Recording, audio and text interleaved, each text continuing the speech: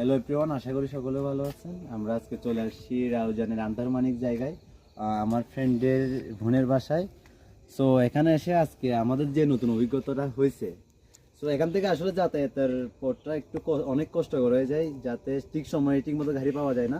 তো আমরা 4টার দিকেও আসলো বের হয়েছি, যে প্রায় আমরা বের করার জন্য বের হয়েছি 7টার দিকে।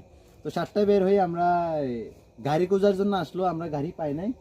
সো এখানে একজন স্থানীয় লোকের মাধ্যমে আমরা জানতে পারছি যে এই রাস্তা দিয়ে গেলে আমরা 10 মিনিটে আমরা পৌঁছে যাব, মানে প্রায় মেন রোডের কাছাকাছি চলে যাব।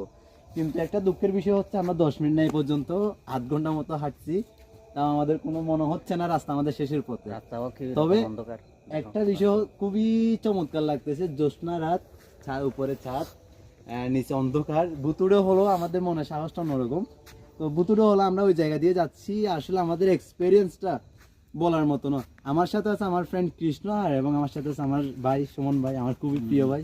আসলে অনেক ভয় লাগতেছে আমার, সত্যি এরকম কোন সময় মানে আসি নাই আর কি, আসছি মানে এরকম বিপদ পড়ি নাই আর কি। আমি আছি তো আত্মবিশ্বাস থাকবে না। ভাবছিলাম গাড়ি পাবো, এরকম তো জানি না যে গ্রামের মধ্যে এরকম হয়। আমাদের এখানে তো এরকম সচরাচর হয় না, এখানে 6:30 বাজে যে গাড়ি পাচ্ছি না।